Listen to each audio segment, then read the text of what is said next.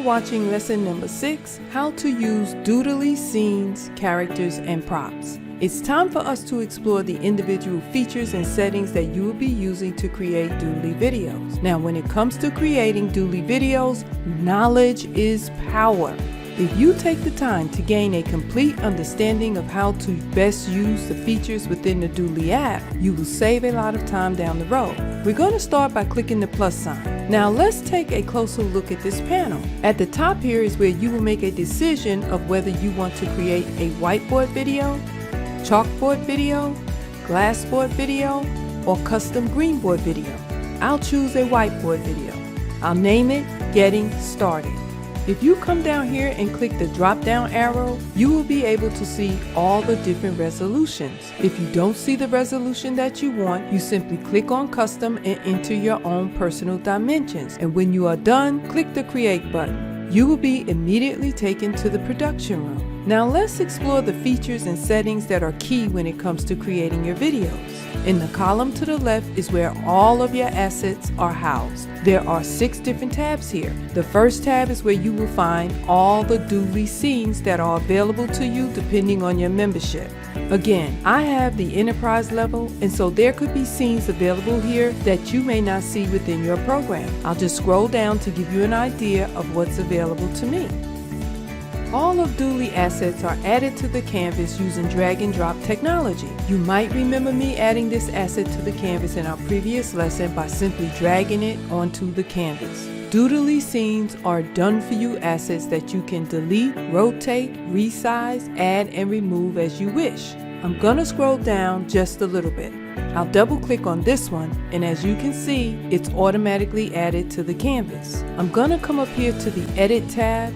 I'm going to scroll down and I'm going to click on Select All. As you can see, everything on the canvas has been selected. Now I can resize this entire scene at the same time by grabbing any one of these black dots and moving the handle in to make it smaller and out to make it larger.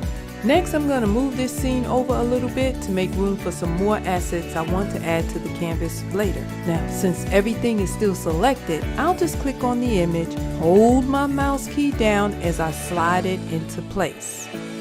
There, that looks good.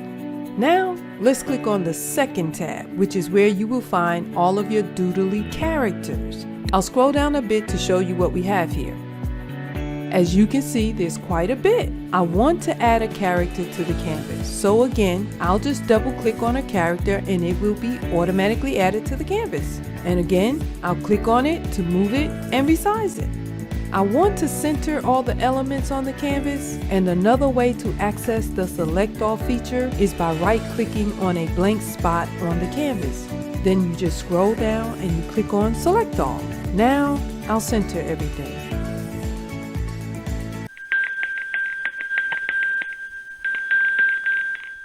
Hi everybody, Kellyanne here. Now you can watch each of these videos at videocaboose.com, where they are neatly organized for you into one continuous tutorial, and that makes it super easy for you to pick up where you left off. If you still need to purchase the Doodle software, I placed the link down in the description box. Click on it. All of my videos are free to share on social media channels by clicking the share button. And oh yeah, don't forget to click the subscribe button. Alright, let's get back to work. Next, let's come back up here and click on the Props tab. I'll scroll down a bit so that you can see what's available to me.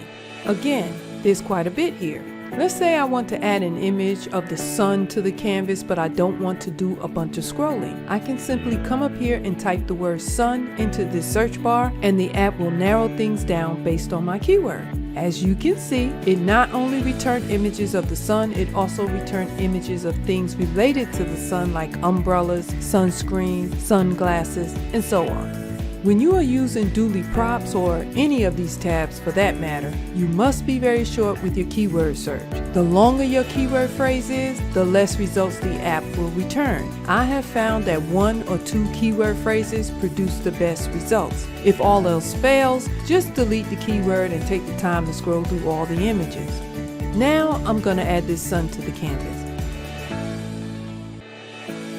Then I'm going to click and hold to drag it into place. I'm going to show you a little trick that I use all the time. Although I want to add this sun to the canvas, I think it's too big for the space. Of course, I can resize it by moving the handles in or out, but instead of doing that, I'm simply going to drag the sun halfway off the canvas so that only the portion I want to show in my scene will actually show in my live video. There, that looks good. Now, only what is shown on the canvas is what will show in your final video. Now guys, I'm gonna end the lesson here. And although you've learned about how to use Doodly scenes, Doodly characters, and Doodly props, there's so much more I need to show you in order for you to be comfortable making Doodly videos on your own. In the next lesson, we'll finish exploring the rest of these tabs. Remember, this is a 16-part video tutorial, so please be sure to watch all 16 videos in the order that I am presenting them to you. If you skip a lesson or jump around, you are sure to miss some very important information that is designed to help make it easier for you when it's time for you to create videos on your own. So, when you are ready to power forward, head on over to lesson number 7, and I'll see you there.